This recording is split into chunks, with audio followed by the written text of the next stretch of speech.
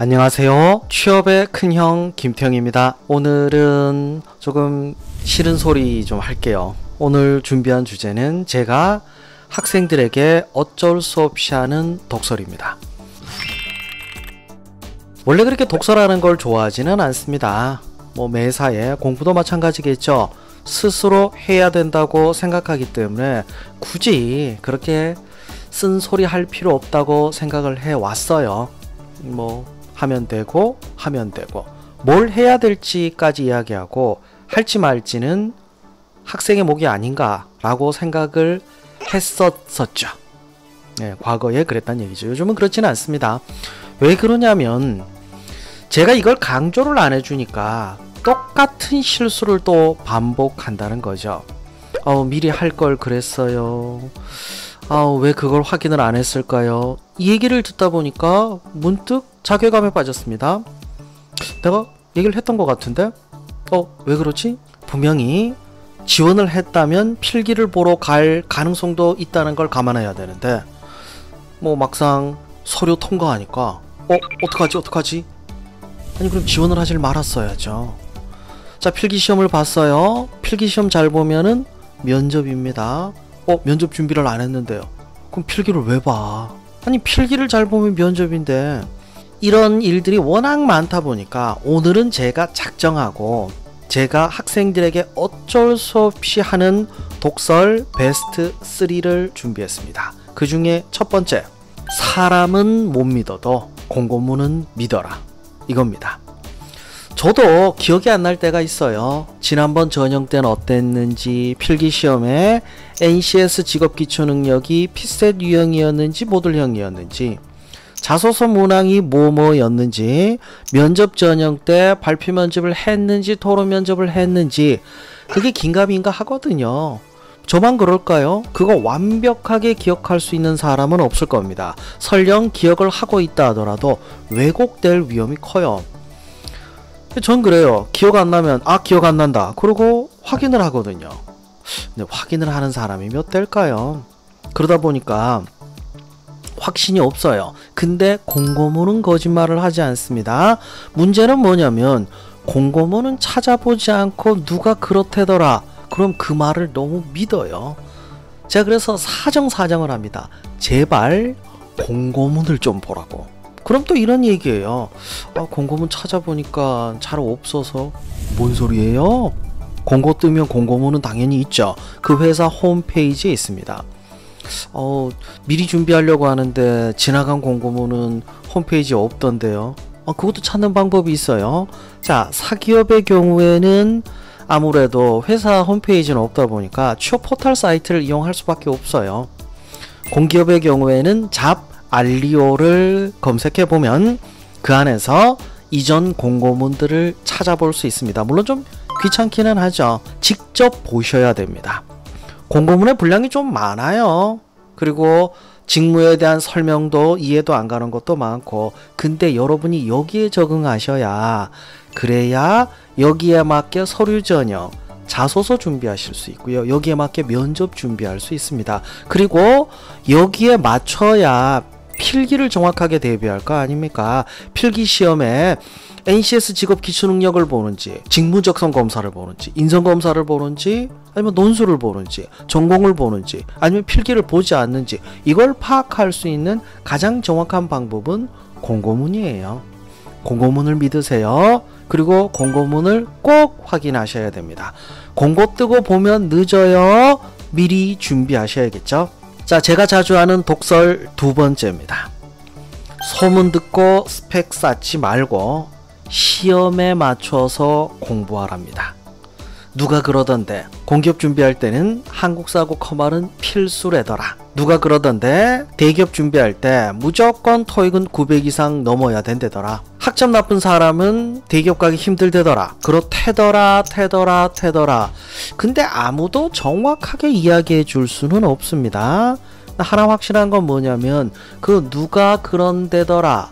근데 그 누가 그런데더라의 누군지가 좀 불명확해요. 근데 문제는 뭐냐면 누군지도 모르는 사람의 이야기를 듣고 우리는 시간과 에너지라는 걸 낭비하게 되죠. 자, 예를 들어서 한국사가 필요하다더라. 한국사 준비해요. 만일에 한국사를 원래 좋아했던 사람이라면 한국사 검증시험을 별도로 준비하지 않더라도 뭐 1급이나 2급 따는 게 가능하죠. 시험 등록만 해도 딸 수는 있어요. 근데 문제는 뭐냐면 한국사를 싫어해요. 학교 다닐 때 한국사 공부한 적도 없습니다. 그럼 한국사는 어떻게 됩니까? 처음부터 공부해야 되기 때문에 하루에 4-5시간씩 2개월 정도의 시간을 투자해야 1급이 나오거든요. 그럼 그 시간이 어떤 시간입니까? 여러분은 그 시간에 필기 공부를 할 수도 있고 그 시간에 다른 자격증을 취득할 수도 있어요. 진짜 필요한데 시간과 에너지를 써야 됨에도 불구하고 불필요한데 낭비하고 있죠. 철저하게 시험에 맞추세요. 시험에 뭐 어떻게 맞추라는 공고문 20 공고문의 연장선입니다. 정확하게 공고문을 봐야 되는 건 그런 이유 때문이죠. 그런데 공고문에 다 드러나지 않는 부분들이 있죠. 뭐 필기에서도 어떤 유형인지 요건 정확하게 공고문에 나와 있지는 않습니다. 과목 정도까지는 나와 있긴 한데 세부적인 내용은 안 나와 있죠. 그럼 어떻게 합니까? 필기 후기를 찾아보면 되죠. 최근 시험을 본 사람들이 그 흔적을 어딘가에 남깁니다. 그게 뭐 취업 관련된 카페일 수도 있겠죠. 뭐 아니면은 후기라고 해서 자기 블로그에 올리는 경우도 있습니다. 이럴 때 구글 링이 필요해요. 계속 검색하다 보면은 분명히 흔적은 있습니다. 흔적이 아예 없는 기업들은 잘 없죠. 기업 평판 사이트에 그런 내용들 올라가 있는 경우들도 있고 후기를 보시면 됩니다.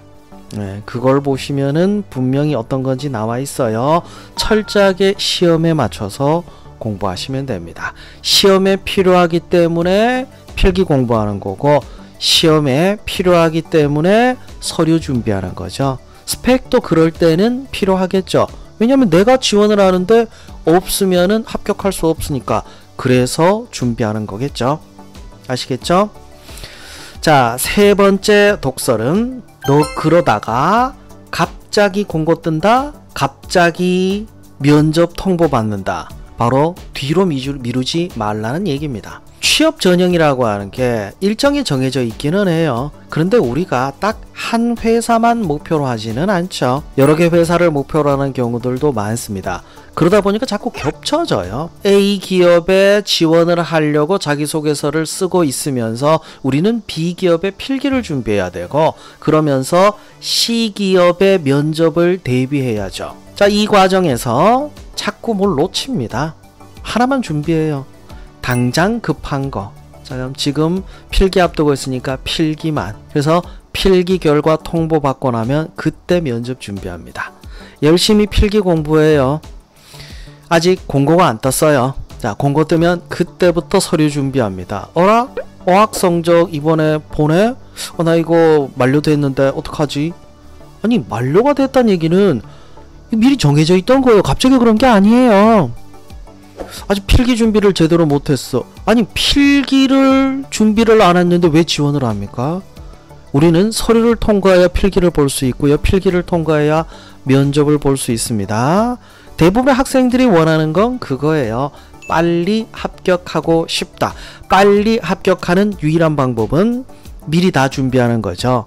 서류가 준비되어 있으면 스펙이라고 하는 거, 어학 성적이라든지 자격증 요구하는 거 준비되어 있고 자기소개서 미리 작성해야죠. 급하게 공고 뜨고 나서 자기소개서 작성했는데 내가 잘 쓰면 내가 능력이 뛰어난 거죠. 그런 경우는 잘 없습니다. 수없이 떨어져 본 사람들은 수없이 수정하면서 자소서를 발전시키죠. 필기도 마찬가지죠. 아무것도 모르고 그냥 뭐 문제집 한 권 정도 보고 갔는데 합격을 했다. 그러면 천재인 거고 대부분은 떨어집니다. 떨어지고 나서 정신을 차리면 미리 시작하겠죠. 그리고 정신 못 차리는 사람들도 있어요. 분명히 떨어졌는데 또 뒤로 미뤄요. 계속 뒤로 미루다 공고 뜨면 그때 문제집도 한 권 사서 뭐 풀어보다가 안 돼서 동영상 조금 보다가 그러고 이제 시험 치러 가죠. 그러면서 또 떨어지면 뭐 이번 시험은 좀 어려웠다. 뭔가요? 이거 여우가 포도 못 따먹으니까 신포도일 거야 했던 이소부와 얘기하고 비슷한 얘기, 이게 또 반복됩니다. 면접도 마찬가지예요. 다음 주 면접인데 어떡하나요? 라고 연락 오는 친구들에게 그 얘기를 꼭 해. 아니, 이미 몇 달 전에 제가 그 얘기를 했어요. 그러다가 필기 결과 통보받고 갑자기 면접 보러 가야 될 때 있다. 제발 미리 준비해라. 그러면 이제 예, 그러다가 또 필기가 급하니까 필기 위주로 하다가 막상 면접 기회 오면 또 놓치는 겁니다. 뒤로 절대 미루지 마세요. 그러다가 갑자기 공고 떠서 자소서 써야 되고요. 그러다가 갑자기 공고 떴는데 아무 생각 없이 지원했다가 필기를 보러 가야 될 수도 있습니다. 필기 합격 통보는 받았지만 면접 준비 1도 안 됐어요. 여러분의 경쟁자는 여러분처럼 하지는 않았을 거예요. 실제로 경쟁력이 있는 사람들은 미리 준비했습니다. 미리 자소서 여러 번 작성해 보고 부족한 부분 보완하고 피드백 받을 거 받았고 필요한 자격증 뭐 이런 거 어학 성적 다 따뒀고요. 필기시험 미리미리 다 준비했습니다. 인적성 시험이 됐던 NCS 직업기초 능력이 됐던 전공이 됐던 준비된 사람은 경쟁력이 있고 그러지 못한 사람은 그냥 들러리가 돼버릴 수도 있습니다. 면접도 마찬가지입니다. 얼마 전에 고졸 채용 지원했던 한 학생은 인사를 진짜 이쁘게 하더라고요. 인사 정말 이쁘게 잘한다고. 혹시 따로 배웠냐고 하니까 따로 배우고 연습했답니다. 학교 다니면서 선생님이 도와주셔서 인사하는 법 배우고 꾸준히 연습을 해왔기 때문에 그래서 인사를 잘하더라고요. 하면 다 잘해. 못할 수는 없어요. 제가 학생들을 대하면서 항상 느끼는 게 뭐냐면 준비를 하면 되는 거지 타고나는 거는 별로 없는 것 같아요. 하기야 타고나게 능력이 뛰어난 사람들은 저를 찾아올 일이 별로 없겠죠. 그죠? 자, 지금까지 취업의 큰형 김태형이었습니다. 이제 제가 이 영상을 올리고 난 이후에는 이 독서를 다시 안 했으면 합니다. 해커스 잡 좋아요, 구독 잊지 마시고요. 그리고 검색해 보시면 다른 영상들 좋은 것도 많습니다. 감사합니다.